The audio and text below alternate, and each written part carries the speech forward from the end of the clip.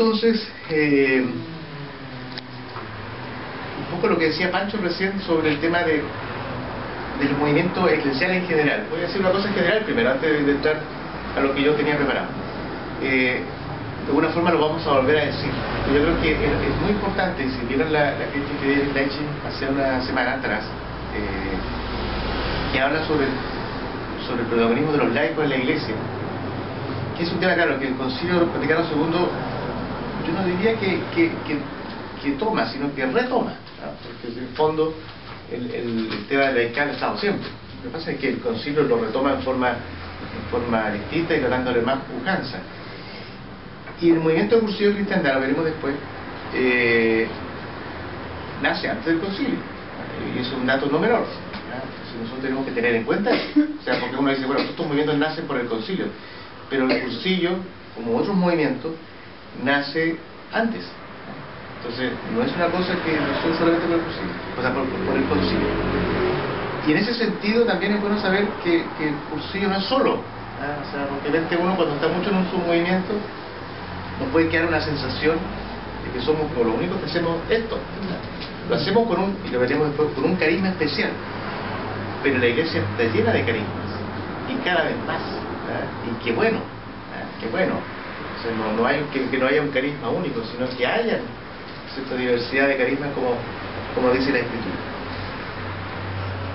Bien, entonces yo voy a empezar, cuando yo pensé el curso, entonces yo dije, bueno, hablar del carisma como el cursillo como un carisma, así inmediatamente me decía que era muy cejado. Y entonces le empecé a pensar. Es una mala costumbre que yo tengo no de pensar, sino que si me dan un tema, entonces empiezo como a buscar las palabras del tema. Si me dicen cursillo, un carisma, entonces me pareció, a pesar de que va en segundo lugar, que la palabra carisma era primero. Entonces dije, voy a averiguar primero, voy a estudiar lo que es carisma en general. Y por carisma siempre se ha entendido el término paulino, de San Pablo, de gracias especiales. Gracias especiales. Y hay varios textos donde aparece, pero básicamente hay dos textos importantes de la carta de San Pablo donde van a aparecer los carismas. Y eso es fácil de aprender porque es el capítulo 12 de la primera carta de los Corintios y el capítulo 12 de la carta de los Romanos. Entonces, en los dos casos es el capítulo 12. En donde hace San Pablo una enumeración en ambos casos de los dones espirituales o carismas, y hace en ambos casos, ¿cierto?, símil del cuerpo. Dice que los carismas son en la Iglesia como parte del cuerpo.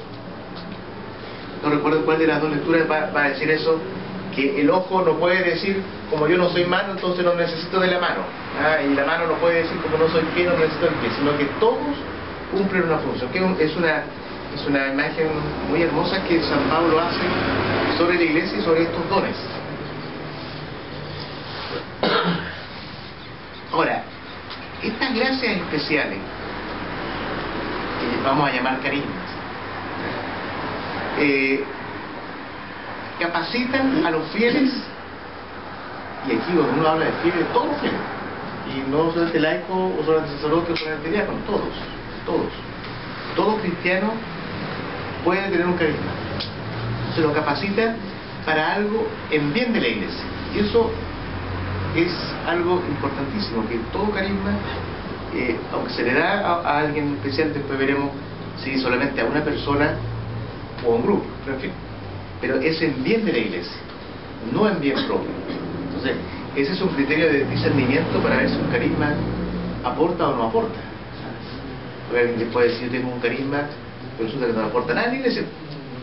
Tengo el carisma del conflicto, no aporta nada. Entonces uno puede decir, tengo el carisma de la conciliación, de dar, ¿cierto?, a lo mejor que las desavenencias se desaparezcan. Eso nunca sería un carisma, digamos, decirlo de forma así en general.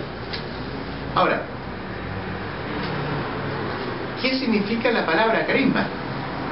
Carisma es una palabra que viene del griego, que suena igual a carisma. Son de esas palabras que aparecen en la escritura, que son transliteradas, no traducidas, que tenemos varias. bueno, el Paráclito, ustedes vieron allá la palabra transliterada, es decir, escrita desde el griego inmediatamente con letras, en este caso son latinas, occidentales, ¿no es cierto? Es otra transliteración. Tenemos palabras de otros idiomas, el restaurante, el garage, ¿no es cierto? Son palabras que vienen del francés o palabras que vienen del inglés, y nosotros pasamos tal cual, no las traducimos. Entonces, es una diferencia entre transliterar, que cambia simplemente la letra.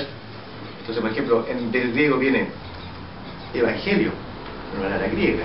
La traducción de evangelio sería buena noticia. El querigma, famoso, nosotros hablamos tanto del querigma. El querigma es una palabra griega. La traducción del querigma es anuncio, proclamación.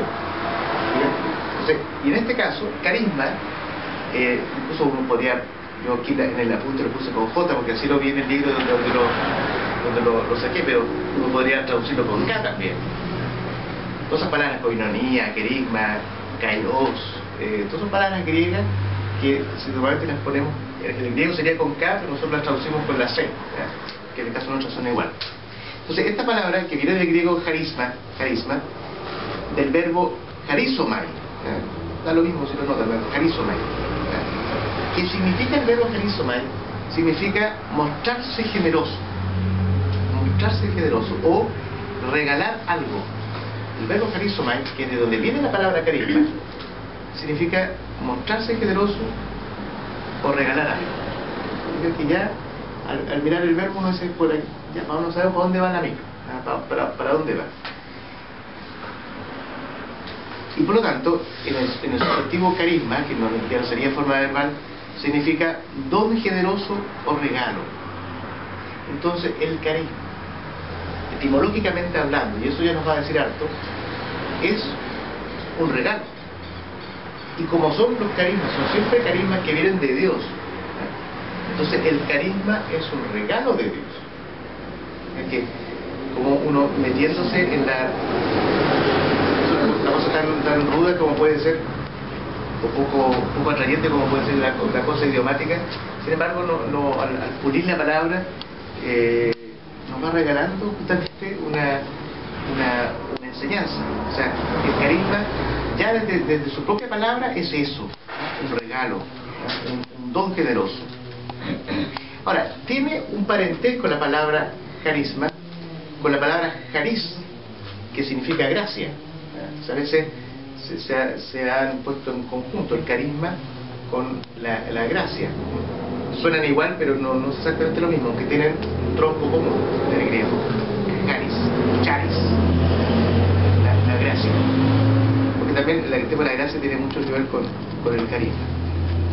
Ahora, en el Nuevo Testamento, en el Antiguo Testamento igual aparece la palabra carisma, pero no nos vamos a meter por razones de tiempo, y porque nosotros finalmente vamos al tema del cursillo, pero no nos vamos a meter en el Antiguo Testamento. En el Nuevo Testamento aparece la palabra carisma en 16 ocasiones, perdón, 17.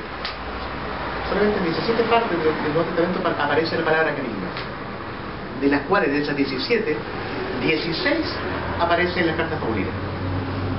16. O sea, y una vez, solo una vez, en la carta primera de Pedro 4:10, que por ser tan única la vamos a leer. Santiago 4:10. Uno dice, yo tengo un don personal. Hay gente que tiene el don de la paciencia, hay otros que hemos tenido que trabajar la paciencia, hay gente que no, hay gente que nace con paciencia. Uno a veces ya desde cabrón chico no dice que esta guagua va a tener buen carácter, hay otras que no, y entonces y son dones especiales. Pero luego hay dones espirituales, porque esos son dones humanos, de cualidades humanas. Hay otros dones que son de cualidades divinas, que vienen de Dios y lo dice San Pedro, para el servicio de los demás, en que Pablo relata la Eucaristía. Si ustedes leen ese capítulo del 1 Corintios, van a escuchar el mismo texto de los sinópticos del relato de la última cena. San Pablo va a decir, lo que yo recibí, porque San Pablo estaba, San Pablo ya es uno como nosotros, San Pablo es uno que escuchó, ya no fue uno que estuvo ahí. Entonces, lo que yo recibí, ¿no es cierto?, a su vez, fue que estando el Señor en la última cena, tomó el pan, lo partió, estando tomó el cáliz, lo repartió, diciendo: esta es mi sangre. Esto es lo que nosotros ya sabemos. Y entonces, pero el problema en la comunidad de los corintios era de que los tipos, claro, como lo hacían en las casas, no había templo, hacían la celebración de la cena del Señor, que se llamaba en ese tiempo, lo hacían en las casas. Y junto con eso después comían, hacían como una convivencia, como hacemos nosotros. El problema era que como no estaba muy clara la cosa litúrgica todavía, era como una mezcla, entonces los tipos como que hacían al mismo tiempo las dos cosas. Y el problema era que unos tenían más recursos, probablemente llevaban más cosas, comían y tomaban, incluso algunos hasta emborracharse. Mientras otros, que podían tener con menos recursos, llevaban menos cosas, pasaban incluso hambre, en la misma celebración. Entonces San Pablo se enoja, entonces les aclara ese punto y lo escribe.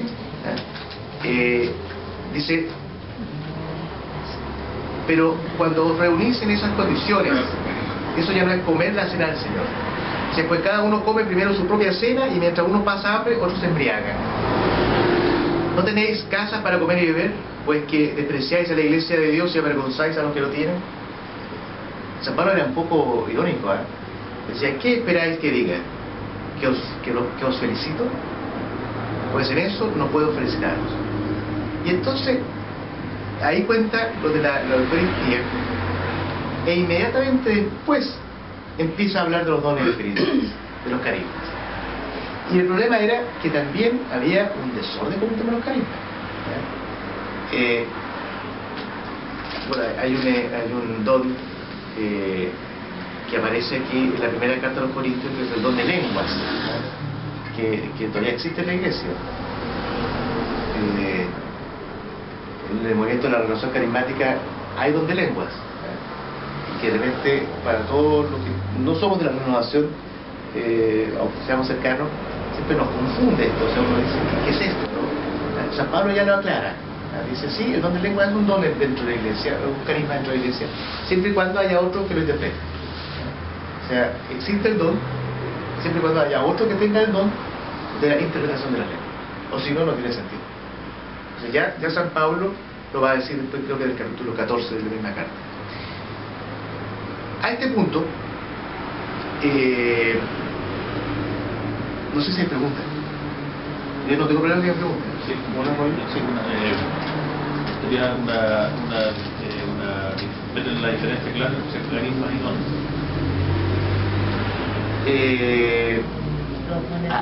A este caso, a ver, porque claro, están los dones que son los del Espíritu Santo que celebramos en Pentecostés.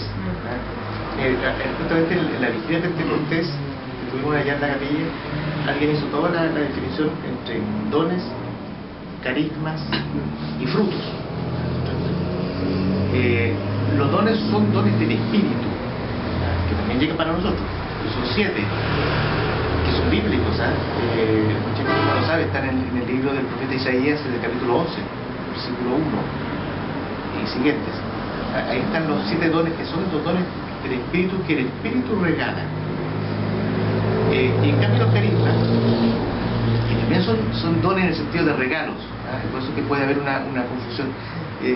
Incluso, bueno, no sé cómo etimológicamente, si tienen efectivamente una diferencia, podría ser la misma palabra, ¿no?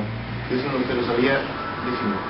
Pero los carismas se entiende más bien en este caso como, claro, dones que se dan para el crecimiento de la iglesia.